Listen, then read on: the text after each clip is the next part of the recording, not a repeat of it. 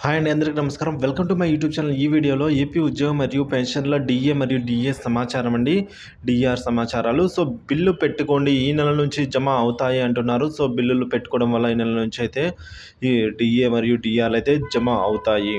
ఆ వివరాలతో ఈ వీడియోలో పూర్తిగా తెలుసుకుందాం. వీడియో అయితే ఎక్కడిగా స్కిప్ చేయకుండా ఎండ్ వరకు చూడడం వల్ల ఇన్ఫర్మేషన్ అనేది పూర్తిగా అర్థమవుతుంది. అలాగే వీడియో నచ్చినట్లయితే ఒక లైక్ చేయండి. ఇంకా సబ్స్క్రైబ్ చేసుకున్నట్లయితే మన ఛానల్ని సబ్స్క్రైబ్ చేసుకోవడం ద్వారా నేను చేసే ప్రతి ఒక్క వీడియో అందరికంటే ముందుగా మీ వరకు అయితే రీచ్ అవుతుంది. ఆలస్యం చేయకుండా వివరాలకైతే వెళ్ళిపోదాం.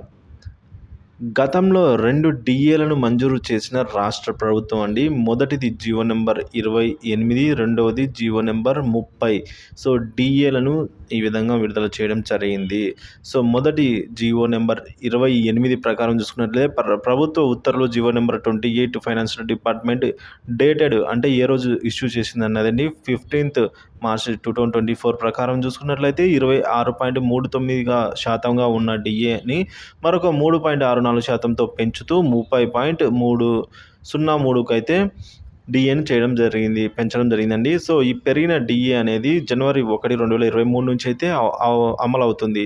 సో 2024 ఏప్రిల్ నెల నుంచి అయితే బిల్స్ పెట్టుకోవడానికి అవకాశం ఉంది. అలాగే ఈ జనవరి 1, 2023 నుంచి ఈ మార్చి 2024 వరకు గల అరియర్స్ను 3 సమాన వాయిదాలలో అయితే చెల్లించబోతోంది. సో ఇప్పటి ఏప్రిల్ నుంచి బిల్లులు పెట్టుకోవడం వల్ల మే నెలలో ఏదైతే జీతాలు మరియు పెన్షన్ జమ అవుతాయో వాటిలో అయితే కలిపి తీసుకోవచ్చు ఈ పెరిగిన 3.64% డిఏ అనేది.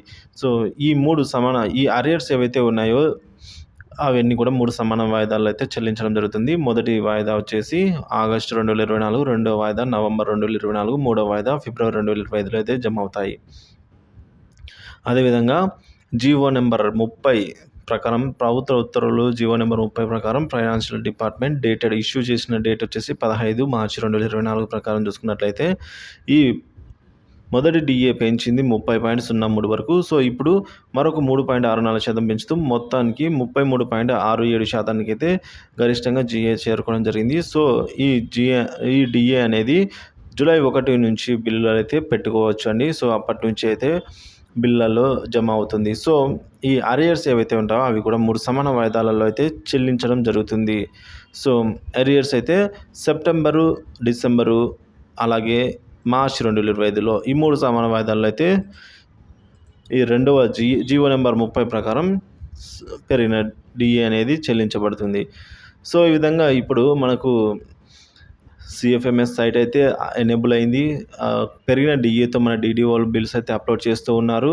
సో ఈ ప్రాసెస్ అంతా కూడా మీరు ఒకసారి చెక్ చేసుకోండి. మీ బిల్ అప్లోడ్ అయిందా లేదా అని ఒకసారి చెక్ చేసుకోండి. అలాగే మీ బిల్ అప్లోడ్ అయినట్లయితే తొందరగా ఎస్టీఓ గారి చేత అప్రూవ్ పొందేదానికైతే ప్రయత్నం చేయండి.